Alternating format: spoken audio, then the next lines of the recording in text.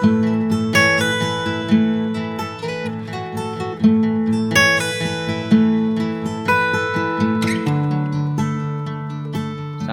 Pak Sukma, selamat siang Pak.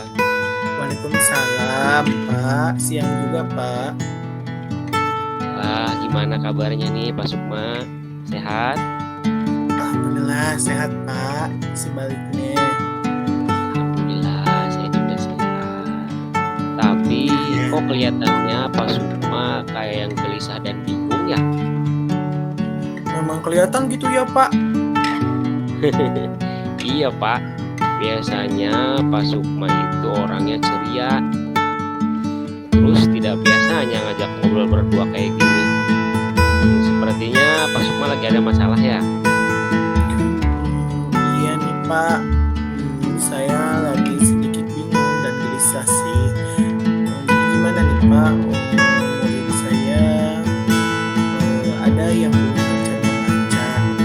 Padahal kan sudah kelas 6, Pak.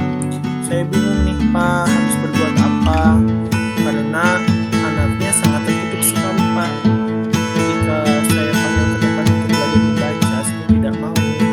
Bahkan sekalinya mau ke depan diam saja. Sedangkan sebentar lagi kan kelas 6 akan menghadapi ujian dan akan masuk ke dunia SMP. Jadi saya butuh di coaching nih, Pak. Jadi Pak Sukma itu masalahnya ada murid di kelas Pak Sukma yang belum lancar membaca ya Pak ya? Iya, Pak, mudah-mudahan ya, Muridnya Pak. juga tertutup ya Pak ya? Iya. Oh ya udah, jadi seperti itu permasalahannya. Oke siap Pak, mudah-mudahan bisa mencerahkan ya Pak setelah coaching nanti. Iya, Pak, mudah-mudahan ya, Pak. Oke, nah kira-kira apa nih yang ingin Pak Sukma dapatkan dari percakapan kita ini sekarang Pak? Saya ingin mendapatkan ide, Pak, atau cara yang tepat untuk mengatasi murid saya yang masih belum belajar membaca di kelas saya, Pak. Seperti itu. Ya, jadi Pak Sukma ingin mendapatkan cara atau ide untuk mengatasi murid Pak Sukma tadi ya yang tidak lancar membaca. Iya. Oke. Kira-kira ada tidak beberapa ide atau cara yang sudah Pak Sukma dapatkan? Apa ya? Sudah ada sih, Pak. Tetapi baru rencana sepintas saja, Pak. Belum melangkah atau melakukan tindakan lebih jauh. Oh iya berarti sudah ada ya, tapi belum melakukan tindakan lebih jauh. Nah, bisa tidak Pak Sukma mendeskripsikan lebih jauh tentang ide atau cara yang tepat itu yang seperti apa yang dimaksud Pak Sukma itu? Jadi gini, Pak, pertama saya punya rencana ingin menghubungi atau memanggil dulu orang tua murid tersebut terlebih dahulu untuk berdiskusi dan menyampaikan permasalahan yang dialami oleh anaknya. Rencana selanjutnya sih saya juga akan melakukan pendekatan lebih intensif dan personal kepada murid tersebut, Pak, karena sikap anak yang tertutup dan diam saja itu sepertinya dia itu malu, Pak, kalau belajar membacanya di kelas atau di depan teman-temannya begitu. Oh iya. Berarti Pak Sukma itu rencananya yang pertama itu tadi ingin menghubungi orang tuanya ya, orang tua, kemudian melakukan pendekatan intensif dan personal ya kepada anak. Oh jadi si anak itu tertutupnya itu karena malu ya Pak, kalau membaca di kelas banyak teman-temannya ya. Iya. Oke. Nah Pak Sukma, kalau dari level 1 sampai 10 kira-kira murid Pak Sukma ini belum belajar membacanya itu ada di level berapa nih Pak? Menurut saya sih murid saya ada di level 5, Pak. Oh iya, level 5 ya. Oke. Nah Pak Sukma ingin muridnya itu paling tidak ada di level berapa sih Pak? Saya ingin murid saya itu paling tidak ada di level 8 kan, Pak lah. Oh iya, level 8 ya Pak ya? Iya. Oke. Nah menurut Pak Sukma apa nih rencana yang bisa Pak Sukma lakukan agar murid tersebut bisa mencapai level yang diinginkan Pak Sukma tadi? Rencana yang akan saya lakukan itu sih, yang pertama saya akan membuat jadwal rutin sih untuk membimbing belajar membaca murid di luar jam mengajar atau selepas pulang sekolah lah. Karena selepas pulang sekolah teman-temannya kan sudah pada pulang ya Pak. Jadi mudah-mudahan dia tidak malu dan mau untuk belajar membaca. Dan kemudian saya juga akan mencari dan memilih strategi Pak yang tepat yang dapat membuat anak tersebut cepat lancar dalam membacanya. Lalu saya juga akan menghubungi orang tuanya jika anaknya akan pulang terlambat dari biasanya kayak gitu Pak, karena selepas pulang ada kegiatan belajar membaca tersebut gitu Pak. Iya, bagus tuh Pak, rencananya bagus. Jadi tadi Pak Sukma ingin membuat jadwal rutin ya, jadwal rutin. Ya mudah-mudahan dilaksanakannya selepas sekolah ya Pak ya, setelah pulang sekolah ya. Betul anak teman-temannya karena sudah pulang ya. Nah yang paling penting betul itu Pak Sukma menghubungi orang tuanya ya. Biasanya kalau telat itu mungkin orang tuanya dapat mencari ya Pak. Jadi kalau sudah dikasih tahu sudah hafal ada kegiatan belajar membaca, bagus kegiatannya Pak. Nah kalau dari jangka waktu kira-kira berapa lama nih Pak Sukma target waktu yang diperlukan untuk pelaksanaan rencana Pak Sukma ini? Kalau dari jangka waktu sih Pak, saya punya target 1 bulanan. Murid tersebut sudah lancar membacanya Pak.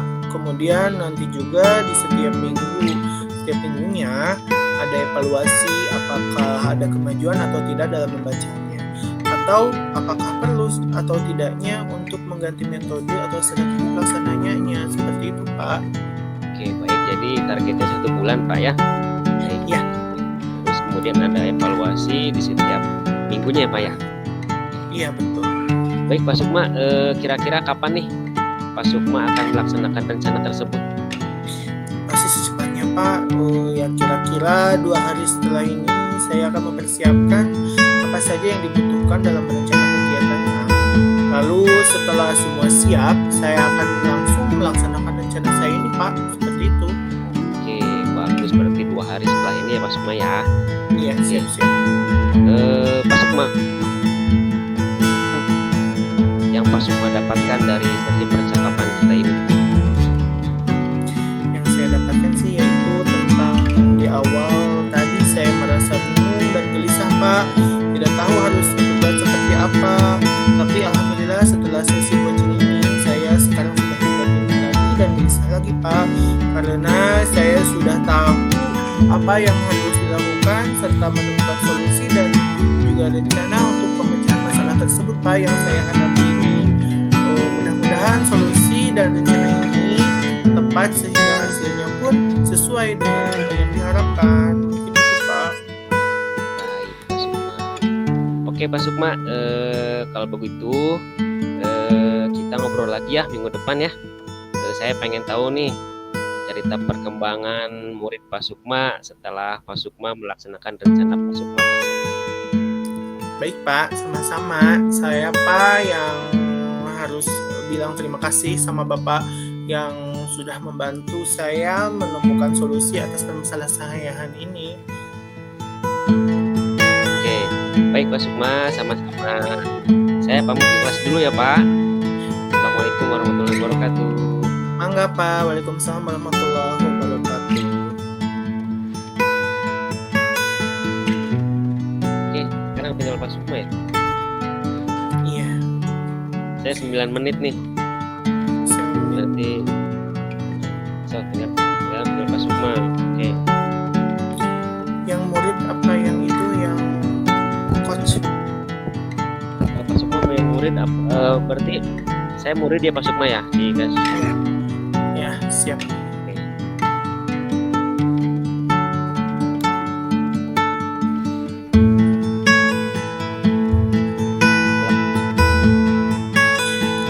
Assalamualaikum. Assalamualaikum Devri. Waalaikumsalam Pak. Baiklah, baiklah Devri, mohon maaf Papa mengganggu waktu kamu. Begini Devri, Bapak Bapak dengar, kamu itu ditunjuk untuk mengikuti lomba kaifiat sholat di tingkat kabupaten. Tetapi Bapak lihat Devri ini kurang begitu semangat untuk mengikutinya. Kira-kira apa penyebabnya? Iya Pak, betul. Saya memang ditunjuk mengikuti lomba kaifiat sholat tingkat kabupaten Pak.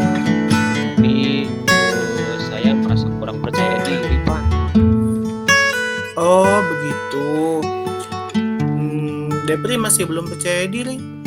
Coba jelaskan mengapa Depri kurang percaya diri untuk mengikuti lomba kaifiat sholat di tingkat kabupaten ini. Iya Pak, karena saya merasa kurang pantas Pak untuk bisa mewakili sekolah. Karena dulu saya pernah mengikuti perlombaan sejenis tetapi gagal Pak. Jadi saya malu kalau sampai saya nanti harus gagal lagi Pak kedua kalinya. Oh gitu. Sekarang Bapak paham bagaimana perasaan kamu Devri saat ditunjuk untuk mewakili sekolah dalam lomba kaifiat sholat. Kami menunjuk kamu karena kamu mempunyai potensi bagus dalam pelafalan makhorijul huruf serta intonasi dan murotal dalam melantunkan ayat-ayat suci Al-Quran. Menurut Devri, apa saja kemampuan kamu dalam pelajaran pendidikan agama Islam itu? Saya paling suka itu hafal surat-surat pendek yang ada dalam Al-Quran, juga mempelajari hurufnya Pak, panjang pendek bacaan, agam dan intonasi murotal. Saya juga suka melaksanakan kaifiat sholat di kehidupan sehari-hari Pak, karena itu kewajiban orang muslim Pak.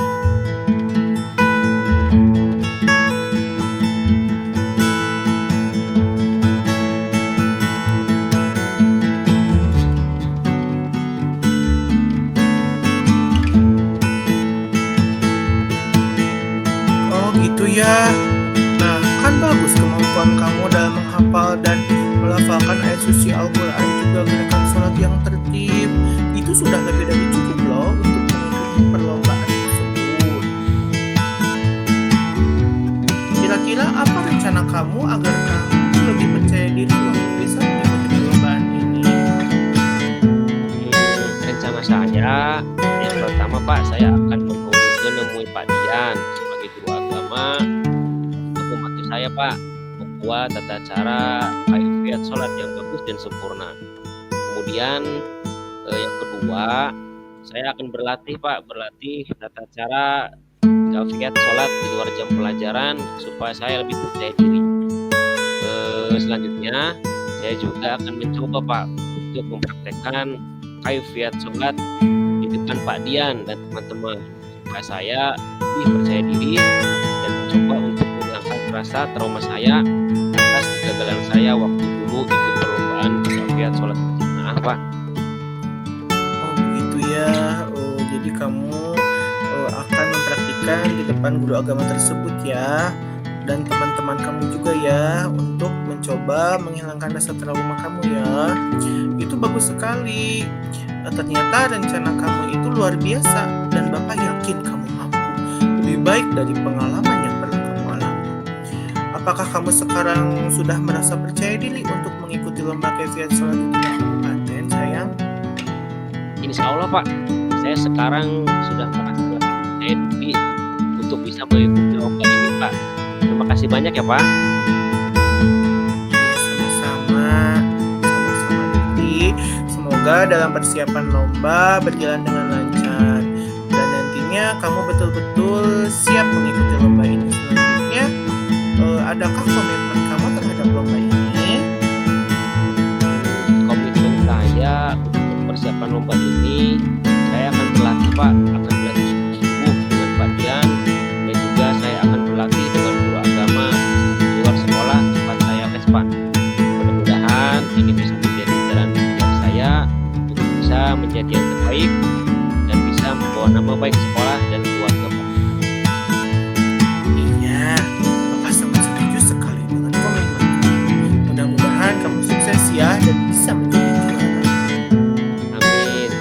banyak, Pak. Sama-sama, Devri.